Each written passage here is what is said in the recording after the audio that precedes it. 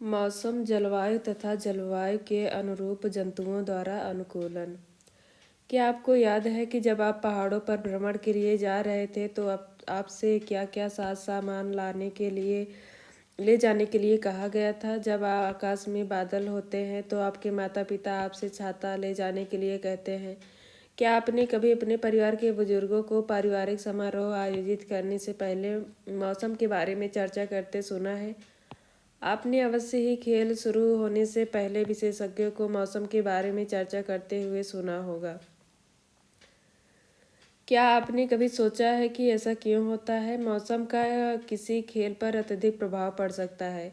इसका हमारे जीवन पर भी अत्यधिक प्रभाव पड़ता है। हमारे अनेक दैनिक क्रियाकलाप उस दिन के मौसम के पूर्वानुमान पर आधारित होते हैं। दूरदर्शन, रेडियो और दैनिक समाचार पत्रों में भी प्रतिदिन मौसम के बारे में जानकारी दी जाती है। लेकिन क्या आप जानते हैं कि वास्तव में मौसम है क्या? इस अध्याय में हम मौसम और जलवायु के बारे में पढ़ेंगे। हम यह भी जानेंगे कि विभिन्न जीव किस प्रकार अपने आवास की जलवायु के लिए अनुकूलित होते हैं। मौसम चित्र 7.1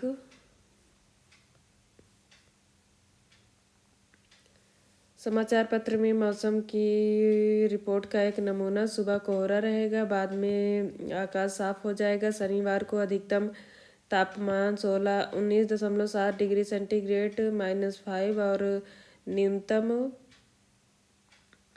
3.6 डिग्री सेंटीग्रेड -3 दर्ज किया गया। रविवार को सूर्यास्त 5:45 बजे और सोमवार सूर्योदय 7:15 बजे होगा। में किसी दैनिक समाचार पत्र में प्रकाशित मौसम की जानकारी का एक नमूना दिया गया है। हम देख सकते हैं कि दैनिक मौसम की रिपोर्ट में पिछले 24 घंटों के ताप, आर्द्रता और वर्षा, यदि वर्षा हुई हो, के बारे में जानकारी होती है। मौसम रिपोर्ट में अगले दिन के मौसम के बारे में पूर्वानुमान भी प्रकाशित किया जाता है। मुझे आश्चर्य है कि इस रिपोर्ट को कौन तैयार करता है। मौसम की रिपोर्ट भारत मौसम विभाग मौसम विज्ञान अर्थात इंडियन मेट्रोलॉजिकल डिपार्टमेंट द्वारा तैयार की जाती है। यह विभाग प्रतिदिन विभिन्न स्थानों से वहां के ताप, पवन वेग आदि पर आंकड़े एकत्रित करता है और मौसम के बारे में पूर्वानुमान लगाता है। क्रियाकलाप 7.1 किसी भी समाचार पत्र से पिछले एक सप्ताह के सभी दिनों की मौसम की रिपोर्ट काट लीजिए। यदि आपके घर में समाचार पत्र नहीं आता है तो अपनी किसी पड़ोसी अथवा मित्र से मांग कर रिपोर्ट को अपनी पुस्तिका में लिख लीजिए। आप पुस्तकालय से भी मौसम की रिपोर्ट एकत्रित कर सकते हैं। सभी कतरनों की कागज की एक शीट अथवा चार्ट पेपर पर चिपका लीजिए। अब 7.1 में अपने द्वारा एकत्रित की गई मौसम संबंधी जानकारी को नोट कीजिए। आपकी सहायता के लिए पहली पंक्ति में एक नमूना दिया गया है। साड़ी के सभी कॉलमों में अपने चार्ट के अनुसार आंकड़े लिखिए। दिनांक, अधिकतम तापमान, न्यूनतम आर्द्रता, अधिकतम आर्द्रता और वर्षा। वर्षा की रिपोर्ट प्रतिदिन नहीं लिखी जाती क्योंकि प्रतिदिन वर्षा नहीं होती। यदि आंकड़े उपलब्ध ना हो तो वर्षा के स्थान को रिक्त छोड़ दें। वर्षा को वर्षामापी नामक यंत्र से मापा जाता है। यह मूल रूप से एक मापक सिलेंडर होता है जिसके ऊपर वर्षा जल को एकत्रित करने के लिए एक केप लगी रहती है। क्या आपके द्वारा बनाई गई सारणी के अनुसार सभी 7 दिन अधिकतम और न्यूनतम तापमान, आर्द्रता और वर्षा के मापन समान रहे हैं? आपकी सारणी में नोट किए गए अधिकतम और न्यूनतम तापमान कुछ दिनों के लिए समान हो सकते हैं, परंतु सभी प्राचल जैसे कि तापमान, आर्द्रता, वर्षा किन्हीं 2 दिनों के लिए भी समान नहीं होते हैं। सप्ताह भर में इनमें काफ़ी परिवर्तन हो सकते हैं। किसी स्थान पर तापमान, आर्द्रता, वर्षा, वायुवेग आदि के संदर्भ में वायुमंडल की प्रतिदिन की परिस्थिति उस स्थान का मौसम कहलाती है। तापमान, आर्द्रता और अन्य कारक मौसम के घटक कहलाते हैं। किसी स्थान का मौसम दिन प्रतिदिन और सप्ताह दर सप्ताह परिवर्तित होता रहता है। इसीलिए हम अक्सर कहते हैं कि आज का मौसम अत्यधिक आर्द्र है तथा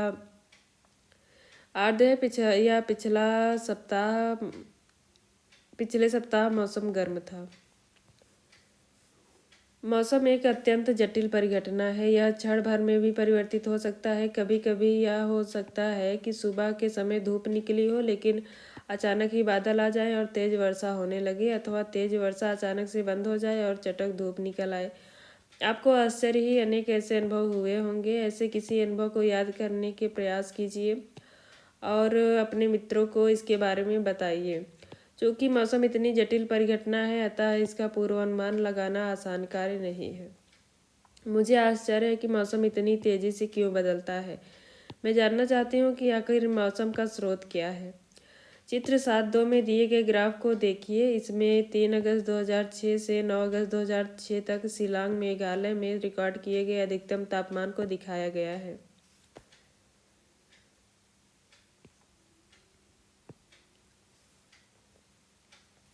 जैसा किसी भी मौसम की रिपोर्ट से स्पष्ट होता है कि अधिकतम और न्यूनतम तापमान को प्रतिदिन रिकॉर्ड किया जाता है। क्या आप जानते हैं कि इस तापमान को कैसे रिकॉर्ड किया जाता है? अध्याय 4 में आपने पढ़ा कि इस कार्य के लिए विशेष तापमापी होते हैं, जिन्हें अधिकतम न्यूनतम तापमापी कहते हैं। क्या आप अनुमान लगा सकते हैं कि दिन भर में किस समय तापमान अधिकतम और किस समय न्यूनतम होता है? दिन का अधिकतम तापमान सामान्यतः अपराह्न में अर्थात दोपहर के बाद होता है, जबकि न्यूनतम तापमान सामान्यतः प्रातः में होता है। क्या अब आप समझ गए कि गर्मियों में दोपहर के बाद हम गर्मी में इतने बेहाल क्यों हो जाते हैं, जबकि सुबह के समय अपेक्षाकृत मौसम सुहावना लगता है। क्या आपने कभी सूर्योदय और सूर्यास्त के समय के बारे में सोचा है? आप जानते हैं कि सर्दियों में सायंकाल अंधेरा जल्दी क्यों हो जाता है और आपको खेलने के लिए अधिक समय नहीं मिल पाता। क्या सर्दियों में दिन की अवधि गर्मियों की अपेक्षा कम होती है? अध्याय के अंत में दिए गए परियोजना कार्य को पूरा करके इसका स्वयं पता लगाने का प्रयास कीजिए। जलवायु। मौसम विज्ञानी प्रतिदिन मौसम संबंधी आंकड़ों को रिकॉर्ड करते हैं। पिछले अनेक दशकों के मौसम के रिकॉर्ड सुरक्षित रखे गए हैं। इनसे हमें किसी स्थान के मौसम के पैटर्न का निर्धारण करने में सहायता मिलती है। किसी स्थान के मौसम की लंबी अवधि है, जैसे 25 वर्ष में एकत्रित आंकड़ों के आधार पर बना मौसम का पैटर्न उस स्थान की जलवायु कहलाता है। यदि हम पाते हैं कि किसी स्थान का तापमान अधिकांशतः समय उच्च रहता है, तो हम कहते हैं कि उस स्थान की जलवायु गर्म है। यदि इसके अतिरिक्त उस स्थान पर अधिकांश दिनों में भारी वर्षा होती है, तो हम कह सकते हैं कि उस स्थान की जलवायु गर्म और आर्द्र है। 7.2 और 7.3 में हमने भारत के 2 शहरों की जलवायुवी परिस्थितियों का विवरण दिया है। प्रत्येक माह के लिए औसत तापमान की गणना 2 चरणों में की जाती है। हम पहले माह के प्रत्येक दिन के लिए रिकॉर्ड किए गए तापमान का औसत निकालते हैं। उसके बाद हम पिछले कई वर्षों में उसी माह के अनेक वर्षों के औसत तापमानों की गणना करते हैं। इससे हमें औसत तापमान मिल जाता है। 2 स्थान जम्मू और कश्मीर में श्रीनगर और केरल में तिरुवनंतपुरम। 7.2 और 7.3 में हमने आसानी से जम्मू कश्मीर और केरल के औसत तापमान में अंतर को देख सकते हैं। हम देख सकते हैं कि केरल और जम्मू कश्मीर और कश्मीर की तुलना में बहुत गर्म हम देख सकते हैं कि केरल जम्मू और कश्मीर की तुलना में बहुत गर्म और आर्द्र है, जिसमें वर्ष के कुछ भाग मध्यम गर्म और मध्यम आर्द्र जलवायु होती है। इसी प्रकार के आंकड़े भारत के पश्चिमी क्षेत्रों जैसे राजस्थान के लिए वर्ष के अधिकांश समय औसत तापमान को उच्च दिखाते हैं, लेकिन सर्दियों में जो सिर्फ कुछ माह के लिए होती है, तापमान काफ़ी कम होती है। इस क्षेत्र में बहुत कम वर्षा होती है। ये किसी मरुस्थलीय जलवायु के लक्षण हैं। यहाँ की जलवायु गर्म और शुष्क होती है। उत्तरी पूर्वी भारत के वर्ष के अधिकांश भाग में वर्षा होती है, इसीलिए हम यह कह सकते हैं उत्तर पूर्व की जलवायु आर्द्र है।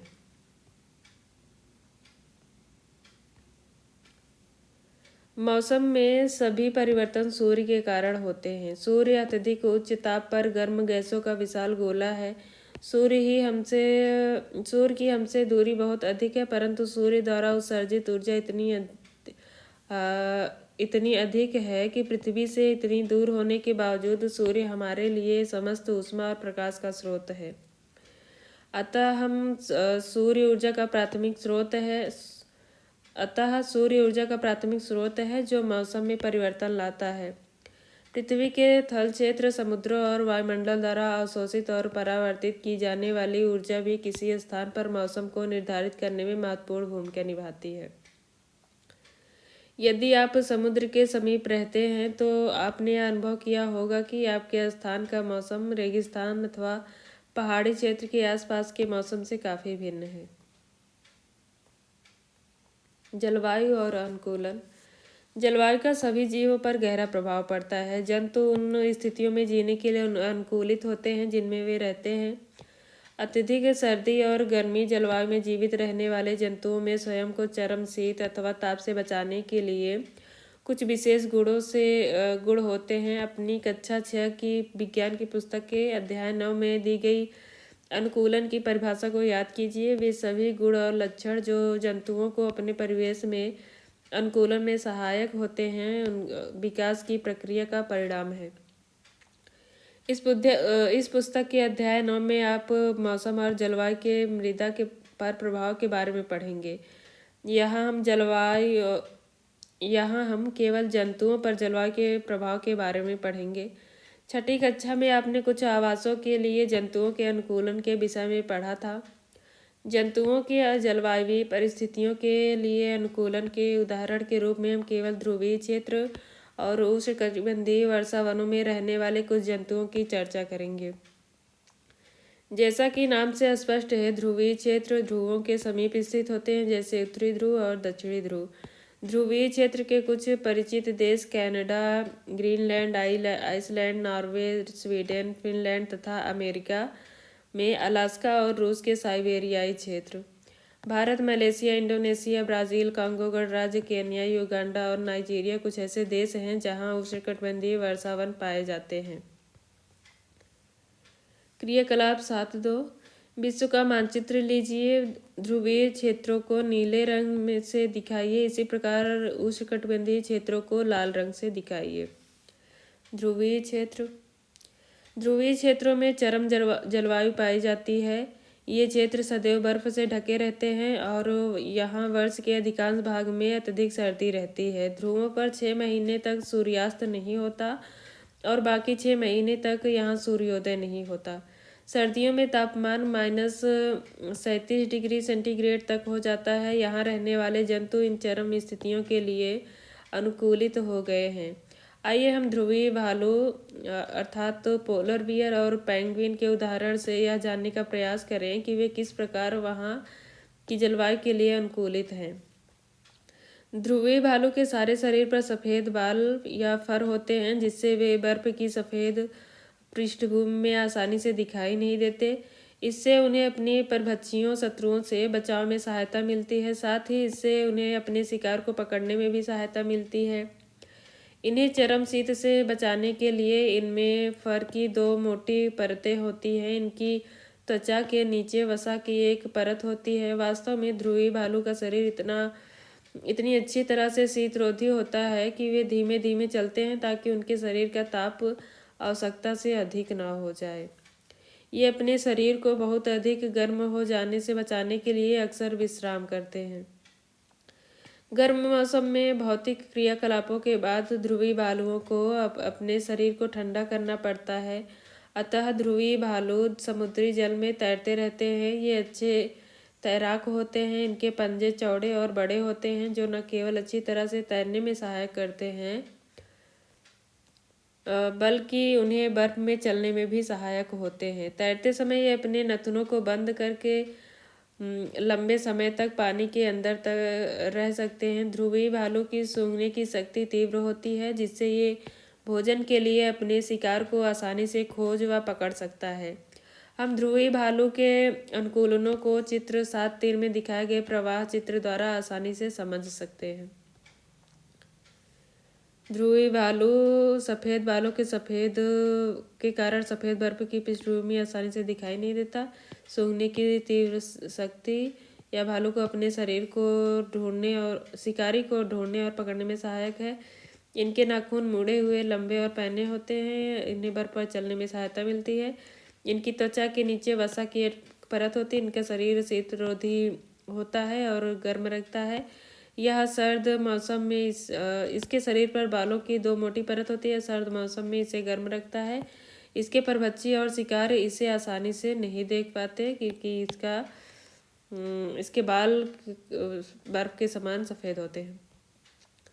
ध्रुवीय क्षेत्र का एक अन्य परिचित जंतु पेंगुइन है। ये भी सफ़ेद होते हैं और आसानी से बर्फ की सफ़ेद पृष्ठभूमि में मिल जाते हैं। इनके शरीर में भी स्वयं को सर्दी से बचाने के लिए मोटी त्वचा और अत्यधिक वसा होती है।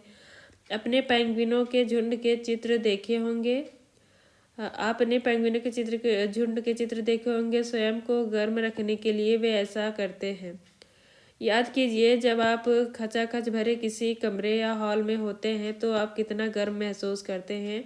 ध्रुवीय भालू की तरह ही पेंगुइन भी अच्छे तैराक होते हैं। इनका शरीर धारा रेखित होता है और इनके पैरों में जाल जैसा बना होता है जिससे ये अच्छे तैराक होते हैं। क्या मछलियाँ और तितलियाँ भी पक्षियों की तरह प्रवास करती हैं? ध्रुवीय क्षेत्र में रहने वाले अनेक जंतुओं में अनेक प्रकार की मछलियाँ, कस्तूरी मृग, रेंडियर, लोमड़ी, सील, व्हेल और अन्य प्रकार के कई प्रकार के भक्षी सम्मिलित हैं। नोट कीजिए कि यहाँ मछली ठंडे जल में लंबे समय तक रह सकती है। जहाँ मछली ठंडे जल में लंबे समय तक रह सकती है वहाँ पक्षियों को जीवित रहने के लिए अपने शरीर को गर्म रखना आवश्यक होता है। इसी कारण अनेक प्रकार के पक्षी सर्दियों के आते ही अपेक्षाकृत गर्म स्थानों पर प्रवास के लिए चले जाते हैं। सर्दियां समाप्त होने पर वे पुनः अपने आवास पर वापस लौट आते हैं। शायद आप जानते हैं कि भारत ऐसे अनेक पक्षियों का प्रवास स्थान रहा है। आपने साइबेरियाई क्रेन के बारे में सुना होगा, जो साइबेरिया से राजस्थान में भरतपुर और हरियाणा में सुल्तानपुर जैसे स्थानों पर सर्दियों में प्रवास के लिए आते हैं। कुछ पक्षी उत्तर पूर्व के कुछ आर्द्र स्थानों पर और भारत के कुछ अन्य स्थानों में भी प्रवास के लिए आ जाते हैं। प्रवासी पक्षी। उष्णकटिबंधीय वर्षावन। उष्णकटिबंधीय क्षेत्रों की जलवायु सामान्यतः गर्म होती है क्योंकि ये क्षेत्र भूमध्य रेखा के आसपास स्थित होते हैं।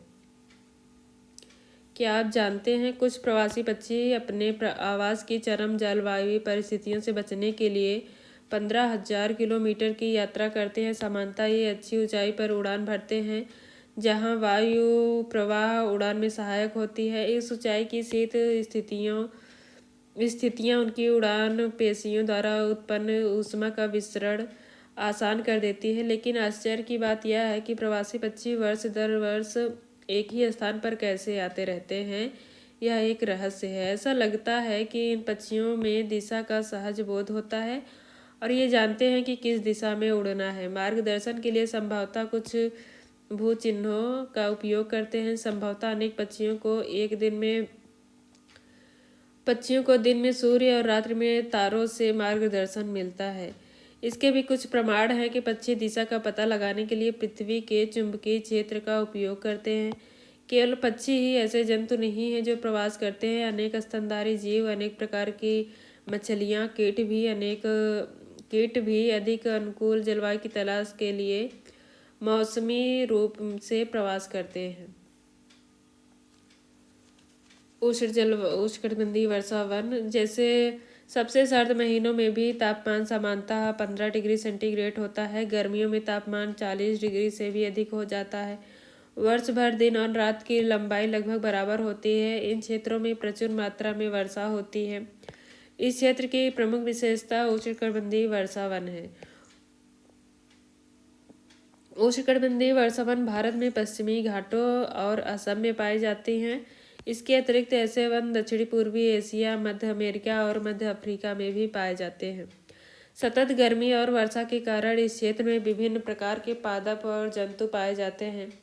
वर्षा वनों में पाए जाने वाले प्रमुख प्रकार के जंतुओं में बंदर, कपी, गोरिल्ला, शेर, चीता, हाथी, तेंदुआ, छिपकली, सर्प, पक्षी और कीट है।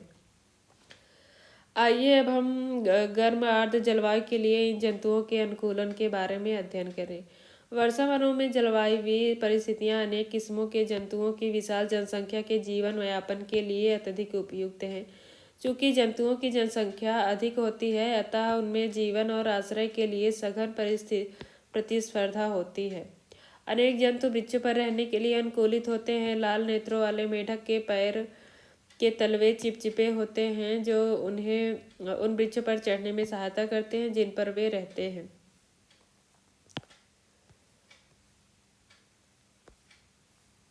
इनके हाथ पैर ऐसे होते हैं जिससे ये आसानी से शाखाओं को थामे रहते हैं।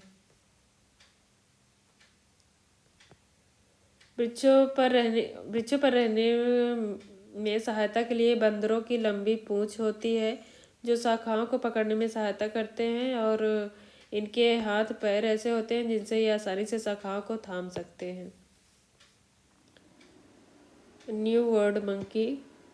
क्योंकि इन वनों में आवास करने वाले जंतुओं में भोजन के लिए परस्पर प्रतिस्पर्धा होती है, पर कुछ जंतु ऐसे भोजन को प्राप्त करने के लिए अनुकूलित होते हैं जहां अन्य जंतु आसानी से नहीं पहुंच सकते। उदाहरण के लिए टूकन नामक पक्षी की लंबी बड़ी चोंच होती है, जिसकी सहायता से वह ऐसी शाखाओं में लगे फलों तक पहुंच सकता है जो बहुत कमजोर होती है और उसका भार तक नहीं सहन कर सकती। टूकन पक्षी।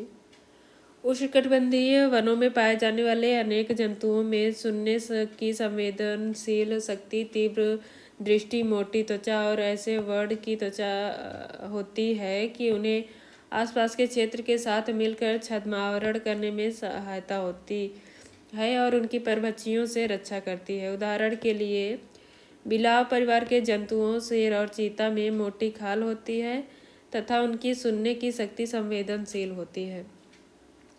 लॉयन टेल्ड लंगूर, जिसे दाढ़ी वाला ऐप भी कहते हैं, पश्चिमी घाट के वर्षा वनों में पाए जाते हैं। इनकी सबसे प्रमुख विशेषता है इसकी चांदी जैसी सफ़ेद आयाल है, जो सिर के चारों ओर गालों और चिबुक तक रहती है। यह वृक्षों पर आसानी से चढ़ सकता है और अपने जीवन का अधिकांश समय वृक्षों पर ही व्यतीत करता है। यह मुख्यतः फल खाता है, बीज, कोमल पत्तियां, तने, पुष्प और कलियां भी खाता है। लॉयन टेल्ड लंगूर वृक्षों की छाल में वास करने वाले कीटों की तलाश में रहता है। चूंकि ये लंगूर वृक्षों पर पर्याप्त भोजन जुटा पाने में समर्थ होता है, अतः वे भूमि पर यदाकदा ही आते हैं। भारतीय उष्णकटिबंधीय वर्षा वन का एक अन्य परिचित जंतु हाथी है। हाथी अनेक प्रकार से वर्षा वनों की परिस्थितियों के लिए अनुकूलित हो गए हैं।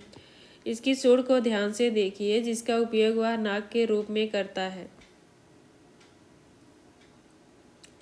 लंबी सूंड से इसकी सूंघने की शक्ति बहुत अच्छी हो जाती है। हाथी द्वारा सूंड का उपयोग भोजन को उठाने के लिए किया जाता है। यद्यपि इसके बाह्य दंत, जिन्हें रद कहते हैं, वास्तव में रूपांतरित दांत होते हैं। इन दांतों से हाथी अपनी पसंद के वृक्ष की छाल को आसानी से छील सकते हैं।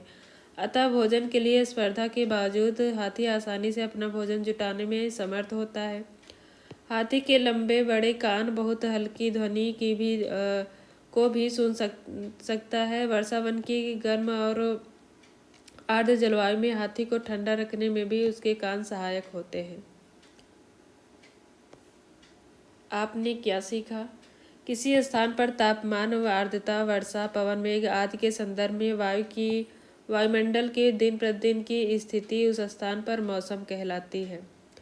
मौसम सामान्यतः किन्हीं 2 दिन अथवा सप्ताह दर सप्ताह समान नहीं होती है। दिन का अधिकतम तापमान सामान्यतः अपराह्न अर्थात दोपहर बाद में, जबकि न्यूनतम तापमान भोर में होता है। वर्ष भर सूर्योदय और सूर्यास्त का समय भी परिवर्तित होता रहता है। मौसम के सभी परिवर्तन सूर्य से संचालित होते हैं। दीर्घ अवधि जैसे 25 वर्ष में लिए गए मौसम के प्राचलों के आधार पर तैयार किए गए प्रतिरूप उस स्थान की जलवायु निर्धारित करते हैं। उष्णकटिबंधीय और ध्रुवीय क्षेत्र पृथ्वी के दो ऐसे क्षेत्र हैं जहाँ की चरम जलवायु परिस्थितियाँ होती हैं। जंतु उन परिस्थितियों के लिए अनुकूलित होते हैं जिसमें वह वास करते हैं। ध्रुवीय क्षेत्रों में वर्ष भर बहुत सर्दी रहती है। ध्रुवों में वर्ष के 6 महीने तक सूर्यास्त नहीं होता और शेष 6 महीनों में सूर्योदय नहीं होता। ध्रुवीय क्षेत्र के जंतु कुछ विशेष गुणों के कारण, जैसे शरीर पर श्वेत फर, सूंघने की तीव्र शक्ति, त्वचा के नीचे वसा की परत, तैरने और चलने के लिए चौड़े और लंबे नखरे आदि के कारण अत्यधिक सर्द जलवायु के लिए अनुकूलित होता है। अतिशीत मौसम से बचने के लिए प्रवास एक अन्य साधन है। अनुकूल जलवायुवीय परिस्थितियों के कारण उष्णकटिबंधीय वर्षा वनों में पादपों और जंतुओं की विशाल जनसंख्या पाई जाती है। उष्णकटिबंधीय वर्षा वनों में जंतु इस प्रकार अनुकूलित होते हैं कि उन्हें इस प्रकार के जंतुओं से भिन्न भोजन और आश्रय की आवश्यकता होती है ताकि उनमें परस्पर स्पर्धा कम से कम हो। उष्णकटिबंधीय वर्षा वनों में रहने वाले जंतुओं के कुछ अनुकूलनों में वृक्षों पर आवास, मजबूत पूंछ का विकास, लंबी और विशाल चोंच, चटख रंग, तीखे पैटर्न या प्रतिरूप, तीव्र स्वर ध्वनि, फलों का आहार, सुनने की संवेदनशील शक्ति, तीव्र दृष्टि, मोटी त्वचा, परभक्षियों से बचने के लिए छद्म आवरण की क्षमता आदि सम्मिलित है। क्या आप जानते हैं वर्षावन पृथ्वी की सतह के लगभग 6% भाग पर घेरे हैं, फिर भी इनमें पृथ्वी के आधे से अधिक जंतुओं, पादपों और 2/3 पुष्पीय पादपों की किस्में पाई जाती हैं। हालांकि इस क्षेत्र के जीवों के बारे में हमें अभी भी पूर्ण जानकारी नहीं है।